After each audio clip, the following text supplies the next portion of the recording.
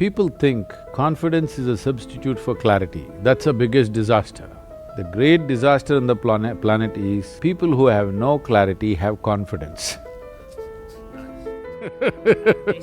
You're in the social media stuff. Everybody wants to express anything and everything, no matter whether they know something or don't know something, everybody wants to express. This is the age of expression without perception. It's a disaster. This fascinating thing that 200 million people have taken photos of food and uploaded them to Instagram. And the question is, why are we doing this? But that's… Because food looks prettier than the people who eat them.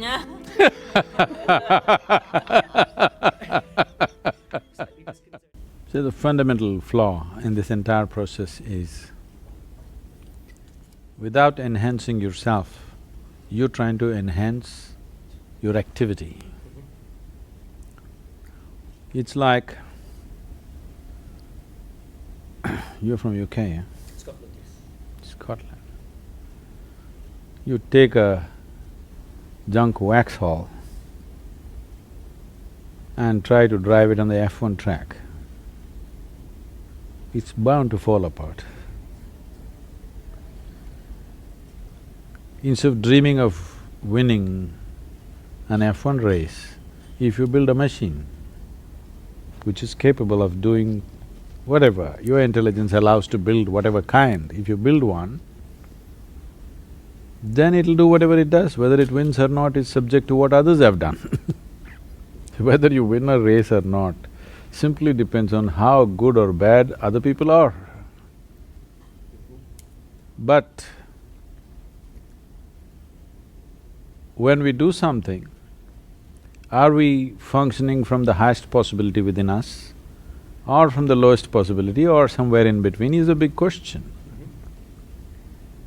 And the biggest question in human life is, you do not know what is your highest possibility.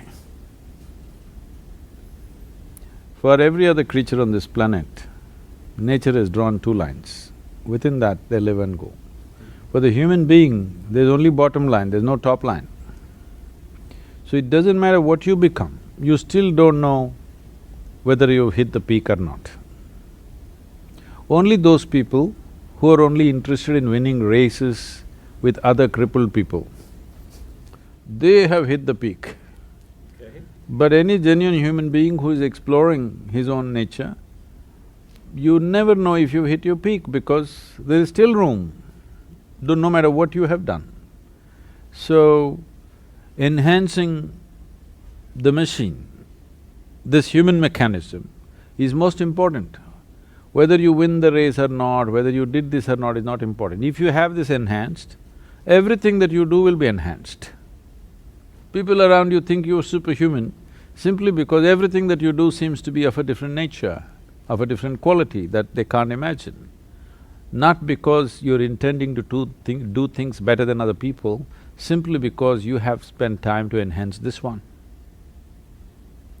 So, this is a fundamental flaw in the attitude with which people are entering the world.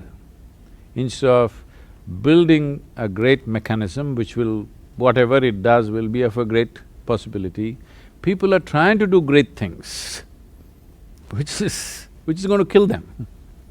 That's why successful people are miserable. Somehow they've managed to do something and it's taking such a big toll on them. How might we unwind some of that? So what I find great about the way that you express all of this is you have a great confidence, which clearly comes through from the way that… No confidence. Maybe I should re-express that then. You clearly talk from the heart. This is somebody who's… So that's the thing. The only quality is clarity. People think confidence is a substitute for clarity. That's the biggest disaster. Okay. The great disaster on the planet is people who have no clarity have confidence. Nice. That maps beautifully back to a lot of the brands, is that where they don't have clarity, they represent confidence in the activities that they do, but I think that goes back… So that's why all the loud advertising, because there is no clarity but there is confidence. You are who you are only because of whatever you might have perceived. What you have not perceived is not you, isn't it? You see, whether you're consciously aware of this or not, how people experience you right now is, whatever you have perceived, in whichever way it's finding expression, that is what people's experience of you are. And that is what your experience of yourself is. Whatever you have perceived, that's all. Instead of enhancing perception, we are trying to enhance again expression. You're you're on the social media stuff. Everybody wants to express anything and everything, no matter whether they know something or don't know something, everybody wants to express. This is the age of expression without perception. It's a disaster. People are becoming who they are because of what they express, not because of what they have perceived. If you are who you are, because essentially in life, the nature of life is such, only what you have perceived is you. But right now, because you pick bits and pieces all over the world, you can express all kinds of things that you don't know. See, today a 12-year-old child looks bored. Never before it was so, it's only in this generation because he's seen the cosmos through his phone screen. He knows everything. There's nothing he does not know. The facts are all there, but maybe the emotions… They're not facts. They are not facts. You call them facts, all right, you can call them facts if you want to, but I'm saying, me knowing how many million light years away is a particular galaxy which we call as Z127 is not knowledge. No. Whether it's 10 million light years or 100 million light years makes no difference because in my perception there is no way to experience a light year, first of all. It's all conceptual, it is not experiential. Unless your perception is experiential, it doesn't enhance you, it is just accumulation. Like people accumulate wealth, money, useless things all over, trinkets, people are accumulating knowledge or information, trinkets which will make them look smart in a tea party. Only in comparison to somebody else who does not know where galaxy Z127 is. You belong to a generation which is goal-oriented. True. Goal-oriented means you are interested in the mango, the sweetness of the mango, but you are not interested in the tree. Because slowly you're living in a generation where mango comes from a supermarket, not from a tree. It may so happen in a laboratory they will make a mango, all right? But if you want mangoes in your garden, you don't have to think mangoes, you don't have to meditate upon mangoes. You have to think soil, filth, manure, water, sunlight. No mangoes in your mind. You have only manure, soil, water, sunlight in your mind. Mangoes will happen. Or in other words, you are too interested in the consequence, but not in the process which causes the consequence. This is goal-orientedness.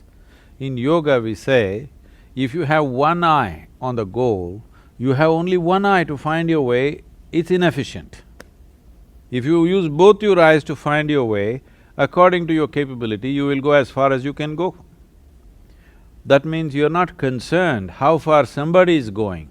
You want to go as far as you can go, that's what you're interested in. But right now, this goal-orientedness means you're only interested in going one step further than your neighbor.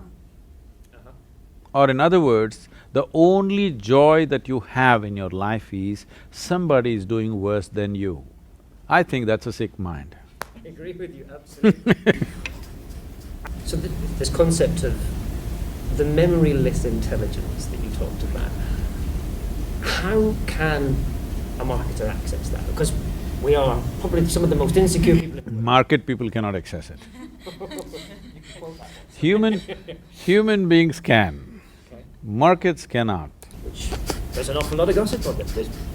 We talked a lot yesterday about the food photos. It's this fascinating thing that 200 million people have taken photos of food and uploaded them to Instagram. And the question is, why are we doing this? But that's… Because Food looks prettier But it's than the people who eat them. slightly disconcerting concept again. Absolutely true. No, if people are taking pictures of the food they eat and putting it on, obviously they think it looks prettier than them. See, there are only 5 instruments of perception right now for you: seeing, hearing, smelling, tasting, touching. So what you perceive through these 5 senses, a certain process, an amalgamated process of these 5 senses. Right now you're sitting here, you're seeing, you're hearing, I hope you're not smelling anything but actually it's all happening. Smelling, sensations, heat, cold, all these things are happening, you may not be conscious of it unless it becomes acute. Right. Otherwise, if you walk from there to there are 25 different kind of smells, minimum I'm saying. But most of the time you're not conscious of it unless something becomes very pleasant or very unpleasant. So every moment, all the 5 senses are recording phenomenal amount of information. Now the processing of this information is happening from a certain prejudice. When I say prejudice, the identity causes prejudice. If you're functioning from an identity, whatever, you're English, I'm Indian, somebody's man, somebody's woman, this is all prejudice. People think they're broad-minded, well, it's a broad prejudice. Yes, the moment you're identified with something, there is a certain prejudice attached to it, you can't help it. That's the way the intellect works, because intellect cannot function without identity.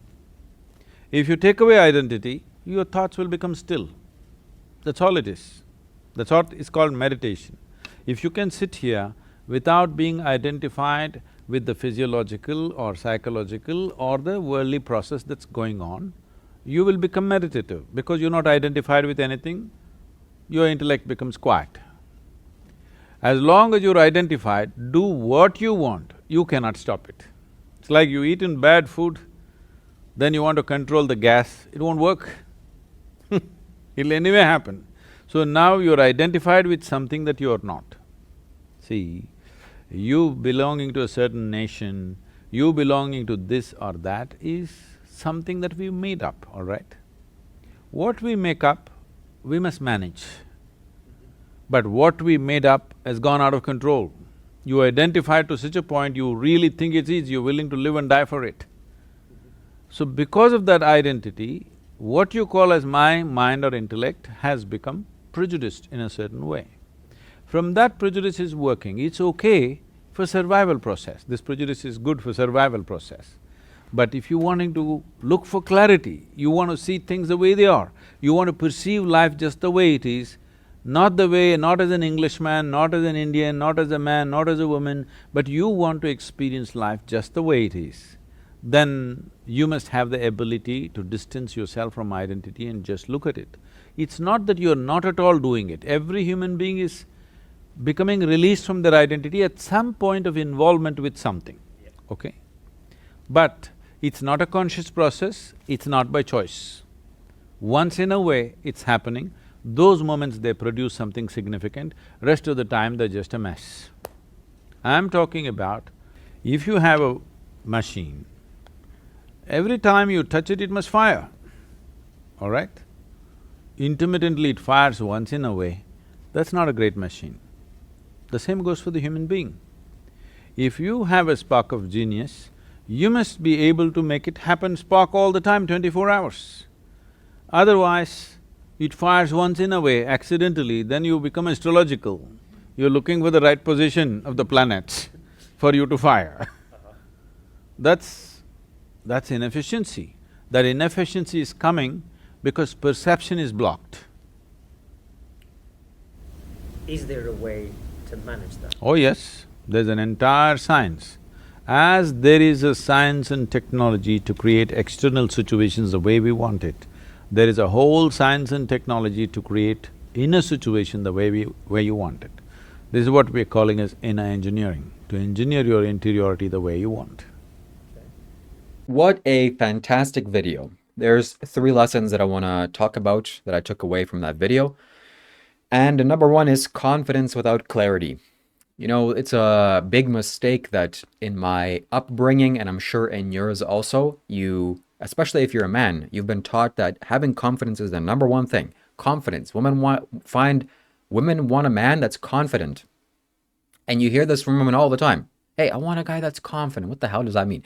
For 20 years plus, I've been just focusing on confidence. What does that mean? I have no idea, but no clarity.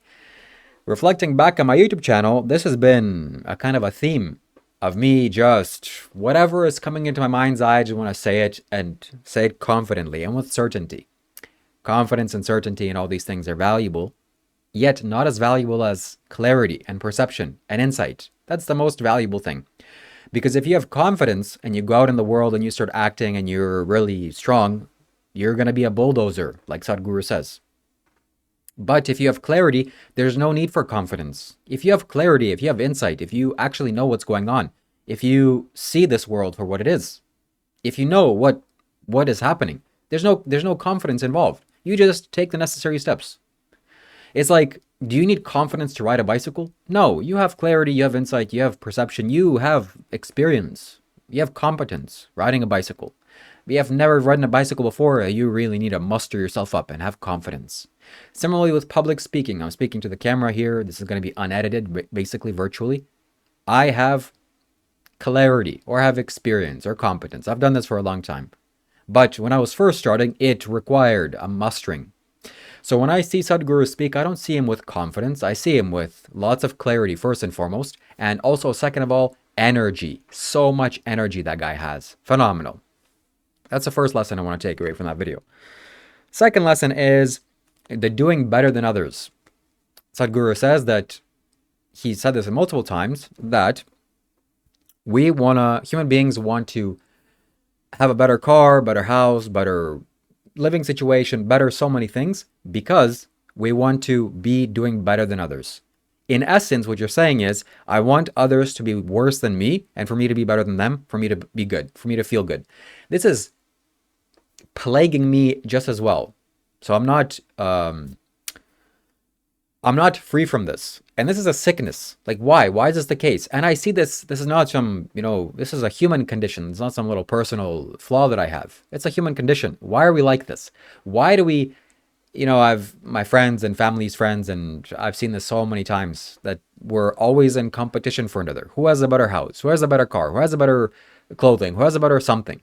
And all the time we're pursuing to just appear to be doing better than other people. What is that about? I have no idea. I'm still seeking clarity for that.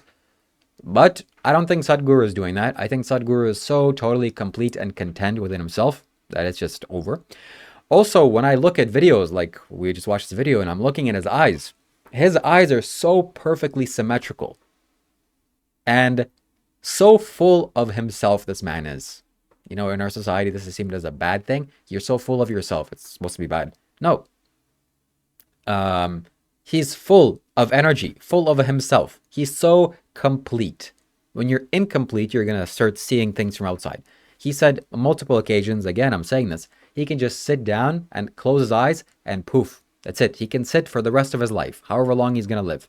And it doesn't matter who he is, it doesn't matter what relationship he has, it doesn't matter who needs him or who doesn't need him or what his obligations are. He can just let the entire universe and the entire world go, and he can just disappear, poof. Can you do that? Can I do that? No, I can't. But I want to do that. Come on, Sadhguru, give me the tools and skills. I want to do that. Anyways.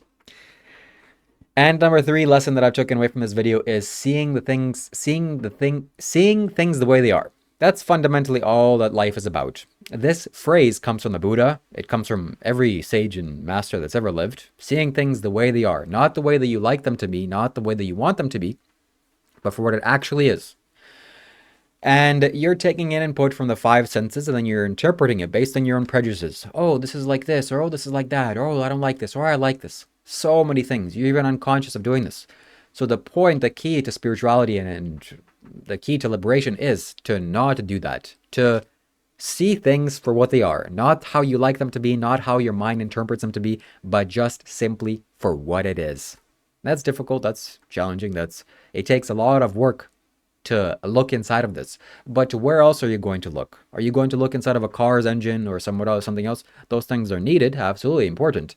but nothing more valuable for you to look at than this one inside of this. How do you do it? Do you open yourself up with a knife? No. You have to close your eyes and pay attention to this inner mind's eye. So that's why you should work with me, because I can help you to achieve that. I can help you to do that. I have so many skills and tools and techniques for you to go inside and resolve your inner issues.